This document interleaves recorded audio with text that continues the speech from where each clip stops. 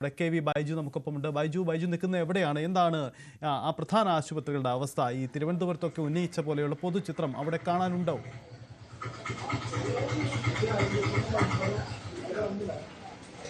സഹിത, ഞാനിപ്പോൾ ഉള്ളത് കാഞ്ഞങ്ങാട് ജില്ലാ ആശുപത്രിക്ക് മുൻപിലാണ്. എന്നാലും കാസർഗോഡ് ജില്ല നേരിടുന്ന ഏറ്റവും വലിയ പ്രതിസന്ധി ഡോക്ടർമാർ ഇല്ലാത്തതാണ്.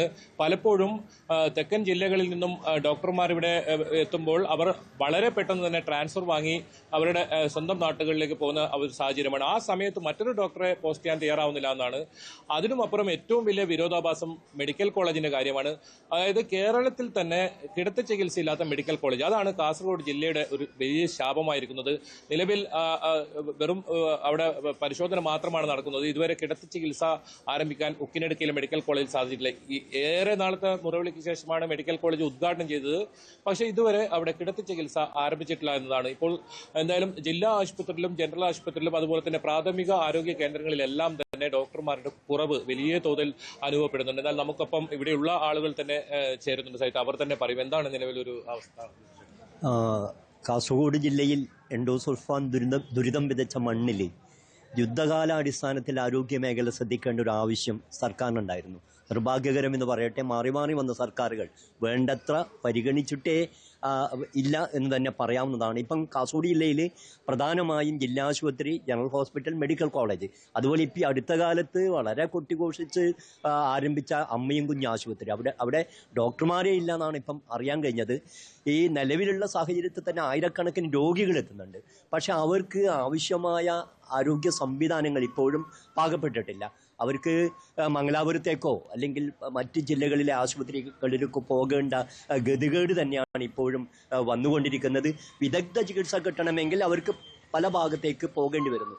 പ്രാഥമിക ചികിത്സ ചെയ്യാൻ പോലും അല്ലെങ്കിൽ കിട്ടാത്ത ഒരവസ്ഥ നിലവിലുണ്ട്. ഇവിടെ ഇപ്പോൾ ജില്ലാ ആശുപത്രിയിൽ തന്നെ കാർഡിയോളജി വിഭാഗവും അതുപോലെ ന്യൂറോളജിയൊക്കെ പ്രവർത്തനം ആരംഭിച്ചിട്ടുണ്ട്. നല്ല ഡോക്ടർമാർ അവിടെ ഉണ്ട് എന്നാണ് അറിയാൻ കഴിയുന്നത്.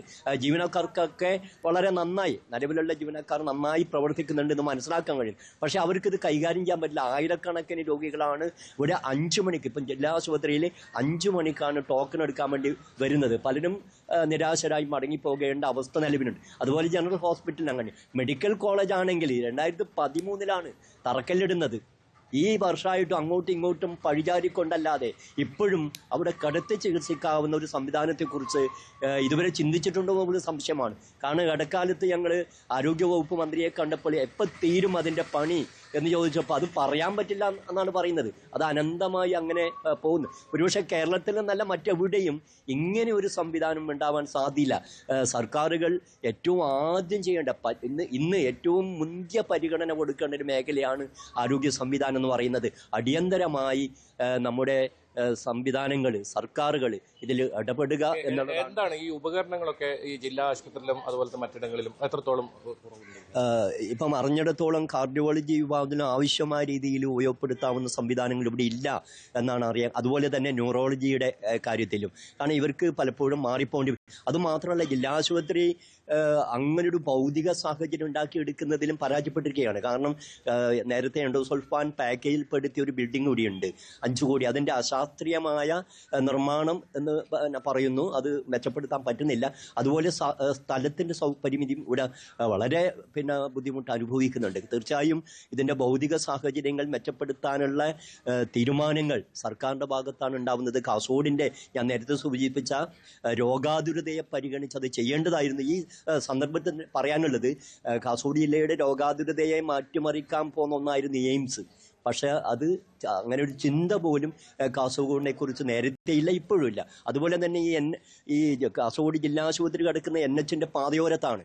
ഇവിടെ ഒരു ബൈപ്പാസ് പോലും ഇതിനകത്ത് കടന്നു വരാനില്ല. യാത്രാ സൗകര്യം എന്ന് പറയുന്നത് വളരെ വളരെ പരിമിതമാണ്. വളരെ ബുദ്ധിമുട്ടിക്കൊണ്ടാണ് ഇവിടുത്തെ ആളുകൾ എത്തിക്കൊണ്ടിരിക്കുന്നത്. എന്തായാലും സഹിത്തെ അത് തന്നെയാണ് ഏറ്റവും വലിയ പ്രതിസന്ധി. കാസർഗോഡ് ജില്ലയെ സംബന്ധിച്ചിടത്തോളം നമ്മൾ കോവിഡ് കാലത്ത് കണ്ടതാണ്, 13 പേരാണ് മികച്ച ചികിത്സ കിട്ടാതെ മരിക്കേണ്ട സാഹചര്യം ഉണ്ടായത്. അതായത് മംഗളൂരുവിൽ അതിർത്തി അടച്ചപ്പോൾ 13 പേർക്ക് മികച്ച ചികിത്സ കിട്ടാതെ മരണപ്പെടേണ്ട സാഹചര്യം ഉണ്ടായിരുന്നു. നിലവിൽ ഇപ്പോൾ ഗുരുതരാവസ്ഥയിലുള്ള രോഗികളെ പരിയാരം മെഡിക്കൽ കോളേജിലേക്കാണ് ഇവിടെ നിന്ന് റെഫർ ചെയ്യുന്നത്. പക്ഷേ പരിയാരം മെഡിക്കൽ കോളേജിൽ പലപ്പോഴും ICU ഇല്ല എന്ന കാരണം പറഞ്ഞ് സ്വകാര്യ ആശുപത്രികളിലേക്ക്, മിംസ് പോലുള്ള ആശുപത്രികളിലേക്ക് രോഗികളെ പ്രവേശിപ്പിക്കുന്ന സാഹചര്യമാണ്. അത്തരത്തിൽ സാധാരണ ആളുകൾ ആശ്രയിക്കുന്ന ആശുപത്രി, കാസർഗോഡ് ജില്ലയിലെ എല്ലാ ആശുപത്രികളുടെ അവസ്ഥ അതാണ്. പല സ്ഥലങ്ങളിലും രാത്രികാല ചികിത്സ ഇപ്പോൾ ഇല്ലാത്തൊരു സാഹചര്യം കൂടി ഉണ്ട്. ശരി, എന്തായാലും കിടത്തി ചികിത്സയില്ലാത്ത ജില്ലാ ആശുപത്രി എന്ന പ്രത്യേകത, അതാണ് കാഞ്ഞങ്ങാട്